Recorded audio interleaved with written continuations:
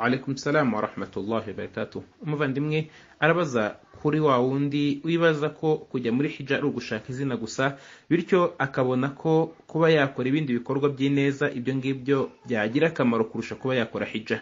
Alhamdulillah wassalatu wassalamu ala rasulillah wa ba'd. Hija ni itegeko ry'Imana yategetse kubemeramana, nyagasana akavuga ati walillahi ala an-nas hijjul bayti man istata'a ilayhi sabil wa man kafara fa inna Allaha ghaniyyun 'anil 'alamin. Ati nyagasani yabigize itegeko n'ihame ntakuka ku bantu ko bakora umutambagiro mutagatifu ku nzu y'Imana iri Maka kuri wa wundi wese ubifitiye ubushobozi. Hanyuma nyagasani asoza uwo murongo avuga ngo na wa wundi wese uzahakana azamenye ko Imana ariyo mukungu ku batuye isi.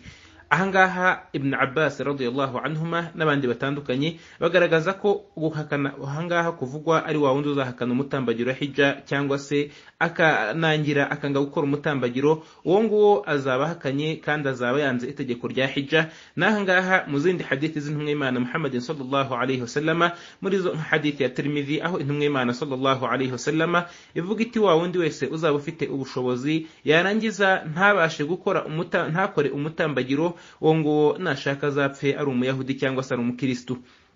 Aha na Umar ibn al-Khattab radiyallahu anhu yajyaga avuga ngo nageze ubwo nshaka gufata umugambi wo kohereza ingabo zikagenda mu mijyi ya Kisilamu zishakisha abantu bose bafite ubushobozi batakoze umutambagiro, aravuga ngo fa adrib alayhim al-jizya, hanyuma mbategeke gutanga imisoro n'amahoro atangwa n'abatari abayisilamu. Umar akavuga ati mahum bi muslimin, kuko atari abayisilamu abo ngabo ntagara abayisilamu. Bityo umutambagiro mutagatifu n'itegeko rya Allah subhanahu wa ta'ala. Kuba hari ushobora kurikoresha nabi akagenda we ikimuraje inshinga ari ukugira ngo yitwe haji cyangwa hajati cyangwa se bivuga ko yagiye Maka, uwo ngo ni icyaha gikomeye abakoze, n'icyaha mu byaha ndengakamere abakoze, na hija ye ntago yakirwa. Ariko icyaha gikozwe n'umuntu muri ibada ntago gituma ibada itakaza agaciro. Icyaha gikozwe n'umuntu mu isengesho runaka ntago ibyo ngibyo bitesha agaciro iryo sengesho, nuko kwiyegereza kwa Allah subhanahu wa ta'ala.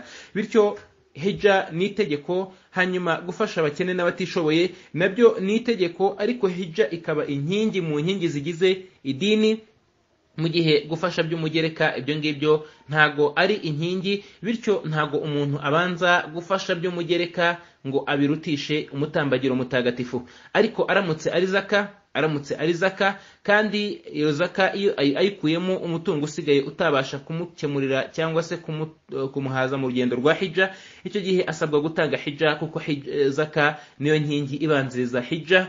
Naho iyo zaka yayitanze akaba ari kagikeneye gufasha imiryango, agikeneye gufasha abatishoboye no gutanga isadaka n'ibindi bitandukanye, ibyo ngibyo ntago birutishwa umutambagiro mutagatifu. Umutambagiro mutagatifu ni inkingi yuzuza uwisilamu bw'umuntu kandi ikamuha gushikama kandi ikamwongera n'imigisha muri ibyo ngibyo. Abaye koko atinya Imana, yatinya Imana hera ku by'Imana yagize inkingi kurusha ibyo yagize imigereka y'amategeko. Wallahu a'lam.